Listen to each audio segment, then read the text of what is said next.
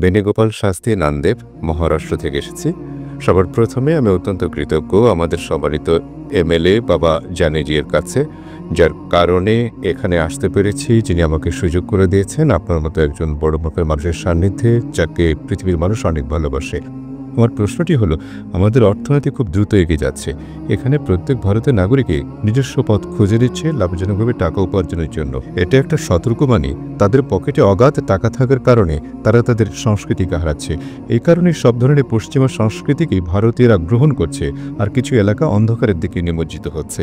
এখানে আমার প্রশ্নটা হচ্ছে, আপনার আধ্যাত্মিক বক্তব্যের কারণে আমি বোঝাতে চাচ্ছি আল্লাহর প্রদত্ত বার্তাসমূহ যেসব মানুষদের কাছে আপনি পৌঁছে দিচ্ছেন, এতে করে আমাদের জনগণ অনেক উপকৃত হচ্ছে, যার ফলে ভবিষ্যতে যদি ভুল কিছু হয়, আমি আসলে বলতে চাচ্ছি, এই যে মানুষ, যেমনটা কোরআনে কিয়ামত প্রসঙ্গে বলা হয়েছে, আমাদের ঘরের মেয়েরা ঘর থেকে বাইরে যাবে কিছু অবৈধ কাজ করার জন্য, এবং কিছু মানুষ সন্তানরা হয়তো তাদের মাতা পিতার সাথে খারাপ ব্যবহার করবে। কোরআন অনুযায়ী এগুলো কিয়ামতের চিহ্ন। আপনার বক্তব্যের কারণেই ঘটনাগুলো যদি পৃথিবীতে নাই ঘটে, আপনি কি বলতে চান তাহলে কোরআন অনুযায়ী কিয়ামত কি সত্য না মিথ্যা? ধন্যবাদ।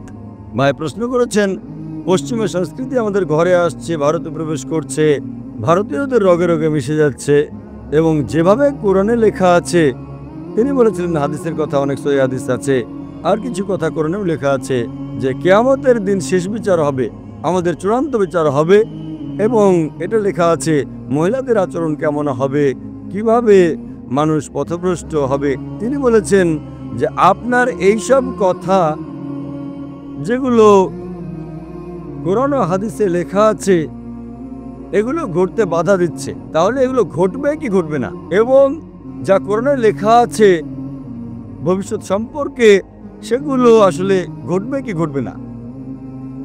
ভাই সাহেব, আমি চেষ্টা করে যাচ্ছি, আমি সামান্য একজন মানুষ, নিজেকে আলেম মনে করি না, আমি বলি না যে আমি একজন মাওলানা, আমি তো একজন শিক্ষানবিশ, যেমনটা আল্লাহ রাসূল বলেছেন, তাই আমি চেষ্টা করছি আল্লাহ এবং রাসূলের বার্তা এবং ইসলামের বার্তা যেন প্রচার করতে পারি। সামান্য যা জানি তাই প্রচার করে যাচ্ছি, এবং তাই পশ্চিমা টেকনোলজি ব্যবহার করছি, যাকে বলা হয় মিডিয়া। এ প্রসঙ্গে আগামীকাল বলবো। এর ক্ষতি আছে, লাভও আছে, আমাদের ক্ষতিটাকে লাভে পরিণত করতে হবে। আগামীকালে বিষয়ে বলবো media and Islam, war or peace, media এবং ইসলাম যুদ্ধ না শান্তি। তাই আমি চেষ্টা করছি যেসব মিডিয়া দ্বারা প্রতিনিয়ত হারাম কাজ হচ্ছে, সেগুলোতে হালাল কাজ করার। আমার মতো তুচ্ছ লোকের চেষ্টা, আলহামদুলিল্লাহ, সামান্য যে চেষ্টা, তাতে আপনারা দেখছেন কোটি কোটি মানুষ দেখছে, আল্লাহ তাদের হেদায়েত করছেন। কিন্তু যা কিছু কোরআনে লেখা আছে, যা কিছু হাদিসে লেখা আছে, সহিহ হাদিসে, সেগুলো 100% ইনশাআল্লাহ অবশ্যই ঘটবে, ইনশাআল্লাহ। আমি যত চেষ্টা করি না কেন, কিন্তু এটা বলবো কোরআনে লেখা আছে, কোরআনে লেখা আছে সূরা সাবা, সূরা নম্বর 34, আয়াত নম্বর 88, ওমা আরসালনাকা ইল্লা কাফাতাল লিন্নাস বাশীরা ওয়া নাযীরা। আমি তো পাঠিয়েছি মুহাম্মদ সাল্লাল্লাহু আলাইহি ওয়াসাল্লামকে সারা বিশ্বের পয়গম্বর হিসেবে, যিনি মানুষকে সুসংবাদ দেবেন, সরল পথ দেখাবেন এবং খারাপ কাজে বাধা দেবেন। বেশিরভাগ মানুষই এটাকে মানে না। পবিত্র কোরআনে লেখা আছে বেশিরভাগ মানুষ মুহাম্মদ সাল্লাল্লাহু আলাইহি ওয়াসাল্লামকে মানে না। আমি যতই দাবি করি না কেন, যতই বক্তৃতা দেই না কেন, তারপরও বেশিরভাগ মানুষ মুহাম্মদ সাল্লাল্লাহু আলাইহি ওয়াসাল্লামকে মানে না। কোরআনের আয়াত অনুযায়ী আখিরাত সম্পর্কে যে হাদিস আছে, আখিরাতের আগে আবারও মুসলমানদের সংখ্যা বেড়ে যাবে, সেটা অন্য প্রসঙ্গ।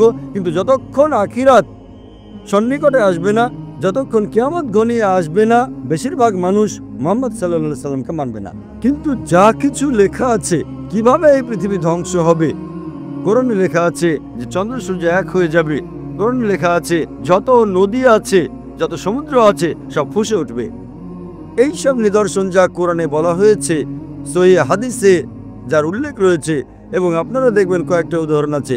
একটা উদাহরণ যেটা দেখানো হয়েছে, যে আল্লাহ রাসূলের হাদিসে আছে যে এমন একদিন আসবে যখন বেশিরভাগ মানুষ এই পৃথিবীতে মুসলমান থাকবে, যেমনিভাবে পানিতে মাছের ঝাঁক থাকে, চিংড়ি সংখ্যায় অনেক, কিন্তু এই মুসলমানরা কাজে আসবে না।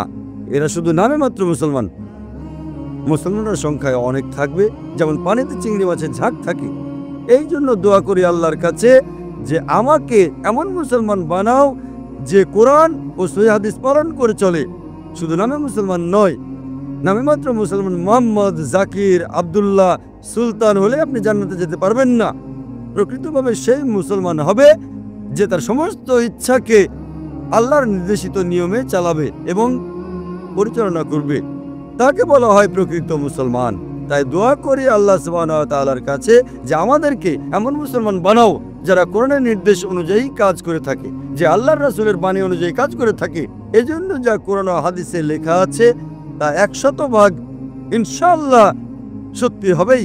আমি আমার কাজ করছি যা আল্লাহ মুসলমানদের করতে বলেছেন সূরা বাকারা সূরা নম্বর 2 আয়াত নম্বর 143-এ, যে তোমরা অন্যদের জন্য সাক্ষ্য দান করো।